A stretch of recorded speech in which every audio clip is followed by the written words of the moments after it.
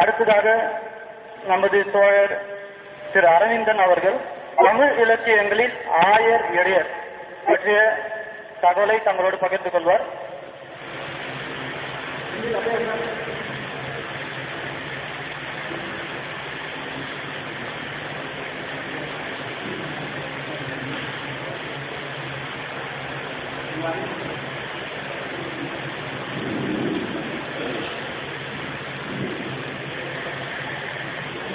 இந்த மண்ணின் மைந்தர்களும் தமிழர் சமூகத்தின் தொல்குடி சமூகமான ஆயர்களுடன் சமூகத்துக்கு வணக்கம். முதல்கண் என் வணக்கத்தை தெரிவித்துக் கொள்கிறேன். என் பேர் அரவிந்த். நான் ராமநாதபுரம் மாவட்டம். நான் பேச இருக்க தலைப்பு வந்து சங்க இலக்கியத்தில் ஆயர்களும் இடையர்களும் சொல்லி பேச போறேன். சங்க இலக்கியம் பொதுவாக எடுத்துக்கிட்டாலே தொல்காப்பியம், சிலப்பதிகாரம், அகநானூறு, புறநானூறு, எட்டுத்தொகை, 11 கீழ்கணக்கு, பெரும்பாலான திருப்பதி எல்லாத்துலயுமே ஆயர்களை பத்தி இல்லாம எந்த சங்க இலக்கியமே தமிழர்கள்ல இல்ல. முதல்ல 2500 ஆண்டுகளுக்கு முற்பட்டு எழுதப்பட்ட தொல்காப்பியத்தை பத்தி தொல்காப்பியத்துல நம்ம சமூகத்தை எப்படி குறிப்பிட்டுன்னு சொல்லி பேச போறேன். நான் இப்பதான் முத பேச போறேன். ரொம்ப இருக்கு, அதனால யாரும் எதுவும் நடத்துக்கிறாதீங்க. தொல்காப்பியர் முதல்ல அகத்திணையில தொல்காப்பியத்துல அதான் சொல்லியிருக்காரு. மாயோன் மேய காடுரை உலகமும், தேயோன் மேய மைவரை உலகமும், வேந்தன் மேய தீமுனல் உலகமும், வர்ணன் மேய பெருமணல் உலகம் என்று சொல்லி முதலில் மாயோனை சொல்லி நம் பாட்டன் திருமாலை தான் குறிப்பிடுகிறார். திருமாலை சொல்லணும்னா இங்க வந்து அங்க இருக்க வந்தவன், அங்க இருந்து வந்தவன் சொல்றேன். நம்ம பாட்டனை நம்ம தான் சொல்லணும். எங்க இருந்து இருக்கேன், நம்ம பாட்டன் இங்க பிறந்து இந்த பிள்ளை நேரத்துல வளர்ந்தவன், வேற எவனா சொல்லிக்கிட்டு இருக்கேன் அங்கே பிறந்தது வளர்ந்ததுன்னு சொல்லி. அது என்னன்னா நம்மளோட வரலாறு நம்ம மறைச்சு என்னவோ அதை அவனை ஒரு பூணில போட்டு திருமாலை பார்ப்பனே எல்லாம் சொல்லிக்கிட்டு இருக்கேன். நமக்கு நம்ம பாட்டனை நம்ம தான் சொல்லணும். ஏன்டா எங்க பாட்டனுக்கு எனக்கு தெரியாத பூணல் போட யாரா நீங்க?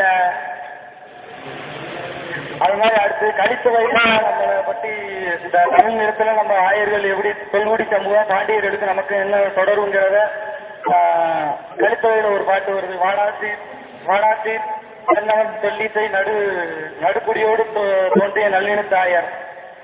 அதோட விளக்கம் என்னன்னா, கடல் கோடினால் அடிந்த நிலப்பகுதியை புலிகொடி ஏந்திய சோழர் பகுதியையும் விற்கொடி ஏந்திய சேரர் பகுதியையும் கைப்பற்றி தன் நில அழிவுக்கு ஈடுகட்டிய பாண்டிய மன்னர்கள் வந்த நல்லினத்து ஆயர் என்று குறிப்பிட்டிருக்கிறது. இது என்னன்னா, அதே மாதிரிதான் நம்ம வந்து கலித்தொகையிலையும் ஏறுதழுவுதலை பற்றி நம்ம ஆயர்களோட பாட்டியலோட வீரத்தை பற்றி அதுலதான் எழுதியிருக்கு. கொள்ளைத்து கொடுஞ்சு வாணி கொடும் மறுமையும் புள்ளாலே ஆயம்பங்கள். அதாவது என்னன்னா, ஏறுதழுவாத குத்தி கொள்ளக்கூடிய கலையோட கொண்டு தொடாத ஆயரை வந்து அடுத்த பிறவிலையும் ஆயர் மகள் ஏற்கவே மாட்டாளாம். அப்படி ஒரு பிறப்புல வந்தோம்னா இன்னைக்கு வந்து யாரையும் என்னமோ சொல்லிக்கிட்டு ஒரு அடிமைத்தனமா இருந்துக்கிட்டு இருக்கான். அதுல என்னன்னா, இந்த எங்க ஊர் சைடு தான் நாங்க தான் மரணம் சொல்லுவேன், இங்கிட்டு நாங்க தான் ஆண்ட சாதின்னு சொல்றாங்க. முதல்ல போர் நடந்தது எங்களுக்கு ஆடு ஆணிரை காத்தவனுக்கு ஆணிரைக்கு மீட்டவனுக்கு தான் சண்டை இருந்தது. ஆணிரை மீட்டவர் கல்வது, இங்க மீட்டவன் பேர் தான் மறவேன், நாங்க தான்டா மறவேன். அதே மாதிரி இங்க பேசுறாங்க, நாங்க தான் ஆண்ட சாதின்னு. நீங்க சொல்லிதான்டா எங்களுக்கு தெரியும் ஆண்ட சாதி, நம்ம பிறப்பு பெயரே போன அரசேன். ஆனா அதெல்லாம் மறந்துட்டு இங்க வந்து யாரோ சொல்றதை கேட்டுட்டு நம்ம இருக்கோம்.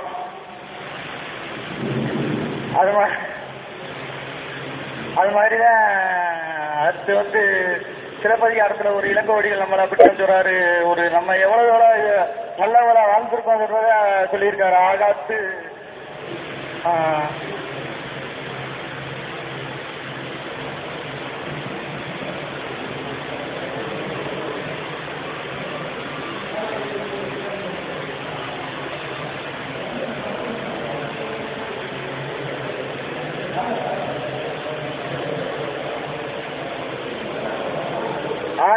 ஓபி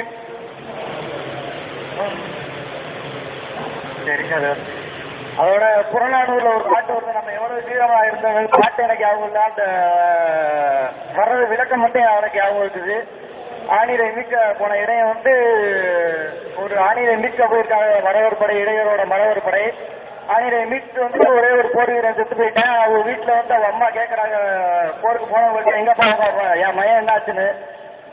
மையம் வந்து புறமுதுக்கு பின்னால குத்து வாங்கிட்டேன், இறந்து கிடக்கேன், அதனால போட்டு வந்துட்டோம் அப்படின்னு சொல்றாங்க.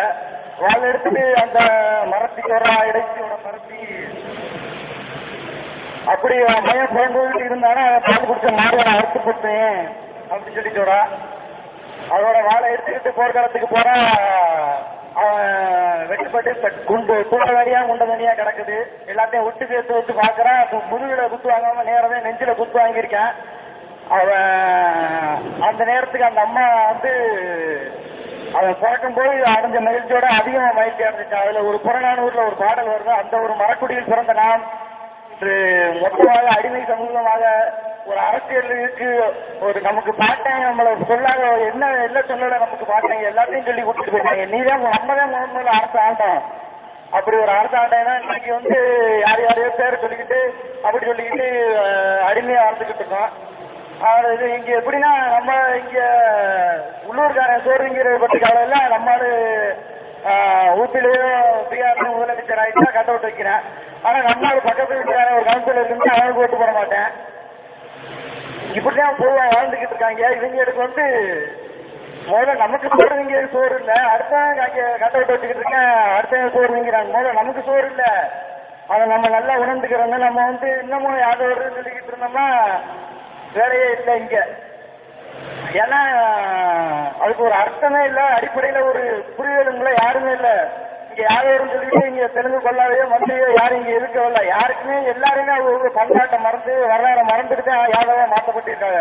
இது வந்து இந்திக்காரர்களுக்கு எதிராகவோ அப்படி பேசுறதாவோ இல்ல யாதவர் சொல்றது. மொத்தமாவே இங்க ஊப்பியில இருக்கிற பேர் நம்மள இடையே நம்மளை எப்படி முழுங்க எடுக்கிற இடையன்னு சொல்றானோ அதே மாதிரிதான் ஊப்பியில இருக்கிற ஐயரு இப்ப சமீபத்துல ராஜஸ்தான்ல குஜாரின மக்கள் சொல்லி போறாங்க. அந்த இப்ப 248 258 பக்கமும் இருக்கு யாதவர் பக்கத்துல. அந்த குஜாரின மக்கள் சொல்லிதான் இருப்பாங்க. ஒரு 7 நாள் உண்ணாவிரதம் இருந்து இடஒதுக்கீடு கேட்டு போறாங்க. அப்படி ஒரு போராட்டம் நடந்ததே யாதவர். இங்க எப்படி நம்ம இடையன்னு சொல்லி இருக்கோமோ அதே மாதிரிதான் இங்க குஜாரின மக்கள் யாதவர் சொல்லி இருக்கிறாங்க. ஆனா அவங்க அந்த மண்ணின் மைந்தரான அந்த குஜாரின மக்கள் பூர்வகுடி மக்கள் சொல்லிதான் 7 நாள் உள்ள இடஒதுக்கீடு இப்ப ராஜஸ்தான் அரசு வரைக்கும் வந்து கொடுத்துருக்கு. நம்ம இந்த மண்ணின் மைந்தரா உணர்ந்தாதான் இன்னைக்கு அரசியல்ல எதுலயோ வெற்றி பெற முடியும். இல்லைன்னா நம்ம இன்னமும் பொழைக்க வந்துட்டோம், பொழைக்க பாக்குறோம் அப்படின்னு நினைக்கிறதுக்கு வேலையே இல்லை. நம்ம வந்து இங்க மற்றவன் தான் பொழைக்க வந்திருக்கேன், மற்றவனுக்கு தான் இங்க வரலாறு இல்லை, எதுவும் இல்லை. இங்க சங்க இலக்கியத்துல எதிரையுமே நாம சொல்லி இப்ப மற்றவன் தான் சொல்லிட்டு இருக்கேன், நாங்க தான் ஆண்ட சாதி ஆண்ட சாதி. நமக்கு அப்படியே இல்லை, நமக்கு வரலாறு சங்க இலக்கியமும் ஃபுல்லாவே நம்மளை ஆண்டிருக்கேன், நீ தான் ஆண்டதுன்னு சொல்லுது. அதை மறந்துட்டு நம்ம வந்து நம்ம அங்கே இருந்து வந்தோம் அதனால இப்படி இருக்கிறோம், கிருஷ்ணர் பரம்பரை கிருஷ்ணர் வந்து காப்பாற்றுவாரு அப்படின்னு நினைச்சுட்டு இருக்க வேலையே இல்லை. கிருஷ்ணன் யாரு நமக்கு? இங்க இருக்க கண்ணனை திருமாலை விட்டுட்டு கண்ணனும் திருமாலும் தான் கிருஷ்ணன். என் நிலத்துல முழுங்க இடத்துல வாழ்ந்து நம்ம முப்பாட்டம் தான் கண்ணன். இங்க வந்து கிருஷ்ணனுக்கும் இதுக்கு வேலையே இல்லை. நான் அதை மொத்தமா ஆரியவன் கிருஷ்ணன் ஆக்கி போட்டிருக்கேன். அதே மாதிரிதான் இது வந்து நான் இப்ப சொல்றதுனா நம்ம என்னமோ வரலாறு சொல்றது இதனா சொல்றது ஏதோ தெளிவா பேசுற இருந்தாலும் இதை ஒரு போற போக்குல எடுத்துக்கிறாதீங்க. இப்படி அப்படி சொல்லிதான் நீங்க வரலாறு மறந்து அடிப்படை அரசியல ஒரு வலிமை இல்லாம இருக்கும். எல்லாருக்கும் வேலை இருக்கு. இந்த அண்ணன் கூட ஐடி கம்பெனில இருக்காரு, எல்லாருமே டேரக்ட் பண்றாரு அண்ணன், எல்லாருக்கும் இருக்கு. ஆனா அரசியல வலிமை ஒண்ணும் இல்லை. இங்க தமிழ்நாட்டுல யாருக்கும் வேலையே இல்லை. அப்படி நிலைமையில்தான் இருக்கிறோம். இந்த வரலாறு இதெல்லாம் நீங்க படிச்சாங்க உங்க முப்பாட்டிகளோட வரலாறு நீங்க மறந்ததுனால எங்களுக்கு சொல்லிக் கொடுக்காம போனதுனால நாங்கள் இப்படியே இருக்கோம். நாளைக்கு நானும் இப்படியே விட்டுனா தம்பி என்னை காரி துப்பிட்டு போயிடுறேன், இப்படினால இருந்து எல்லாரும் மொத்தமா போயிட்டீங்கன்னு. அந்த மாறி வர்ற அந்த அரசியல் தமிழக அரசியல் சூழ்நிலையை புரிஞ்சுக்கிட்டு நம்ம யாரு நம்மளோட வரலாறு என்ன இன்னமும் அங்கிருந்து வந்தவர் யாதவர் சொல்லிக்கிட்டு அப்படி இருக்கிற வேலையை 1938 மக்கள் கணக்கு அப்புறம் தான் அந்த யாதவர் வார்த்தையை கேள்விப்பட்டிருக்கேன். இங்க இருக்க 1956 தான் மதுரையில மாநாடு விட்டு நாங்க யாதவர் சொல்லி 56 மதுரையில மாநாடு விட்டு அனைத்து இந்திய சாதி நாங்கள் இருக்கோம், இந்தியா கூட இருக்கோம் சொல்லிட்டு இருக்கோம். பீகார்ல லல்லுபுரத்தாத்து வந்தோம்னா அதிகமாச்சு இங்க யாதவ் சொல்லி ஒரு மோகம். அப்படியே இருந்தாலும் நம்ம தான் இங்க இருந்து அந்த குமரி கண்டத்துல இருந்து தான் மனுஷன் தோன்றினேன்னு சொல்றேன். அதுலதான் முல்லைக்கடி நம்மளை சொல்லுது, நீங்க வந்து குமரி கண்டத்துல இருந்து தோன்றி ஆயிருங்க. அப்படி பார்த்தா இங்க நம்ம தான் முதல்ல தோன்றி இருக்கோம், மனுஷன் இனமே இங்கதான் தோன்றி இருக்கேன்னு சொல்லி ஆராய்ச்சியாளர்னா குமரிக்கண்டத்துல தோன்றி இருக்கானு. ஆனா நம்ம அதெல்லாம் மறந்துட்டு இங்க இருந்தே அப்படியே போயிருந்தாலும் இங்க இருந்தே அங்கே போயிருக்கணும், பிரியா இருக்கு ஊருக்கு. அப்படி பார்த்தா இங்க இருக்கவன் போயிருந்தேன் அதான் அங்கே வச்சிருக்கானு. அவனுக்கு நமக்கு இங்க வந்து அப்படியே மாறிக்கிட்டு வர்றதுல இதுல ஒரு பிரயோஜனம் இல்லை. என்னன்னா இதை நான் வந்து பெருமைக்காவோ இல்ல அங்கிருந்து வந்தவங்க நான் இங்க இருந்து வந்தவங்க அப்படிங்கிறக்காண்டி தான் சொல்லல. நம்மளுக்கு இலக்கியம் வரலாறுன்னு அதுதான் சொல்லுது, நீங்க இங்கதான் இருக்கு, நீங்க தான் முதல் தமிழர் அப்படின்னு சொல்லுது. நாங்க அதெல்லாம் வந்து என்ன அர்த்தம் யாதவர்னா என்ன அர்த்தமே தெரியாம நான் பாட்டுக்கு யாதவர் சொல்லிட்டு இருக்கோம். எனக்கு வந்து என் ஊர்ல எம்எல்ஏ போனார் வந்தா சந்தோஷப்படுறதோட பீகார்ல ஊபி முதலமைச்சர் பீகார்ல அதுபுரத்தா வந்தாலும் எனக்கு சந்தோஷமா இருக்கு. அப்படிதான் நம்ம வாழ்ந்துட்டு இருக்கோம். இதை நம்மள வந்து ஒரு அருமையா ஒரு இந்தியாவோட ஒரு இணக்கமா இந்தியாவோட இதுன்றதுனால நம்ம வரலாறு பண்பாடு எல்லாத்தையும் மறந்து ஒரு தேசிய இன மக்களா முதல்ல தேசிய இன மக்கள்ல ஒரு மொழிவெளி தேசிய இன மக்கள்ல முதல் குடி நம்மதான் இங்க வந்து நமக்கான வரலாறு மற்றவனுக்கு நீதாண்டா ஆளு நீதாண்டா அவன் இவன் சொல்லி நம்ம சொல்லணும். ஆனா இங்க இருக்கிறவங்க எல்லாருமே நம்மளதான் அணைஞ்சுடுறேன், நீ அவன்டா இவன்டான்னு. ஆனா வரலாறு எல்லாமே நம்மளை சொல்லுது, அதெல்லாம் மறந்துட்டு இருக்கோம். இந்த இலக்கியம் வரலாறுனா வந்து இப்ப உள்ளதோ புராணமா மகாபாரதத்துக்கு வந்ததோ இது இல்ல, தொல்காப்பியமா 2500 ஆண்டுகளுக்கு முன்னாலே எழுதிருக்கு, அதுலயே நம்மளை வந்து சொல்லிட்டாங்க.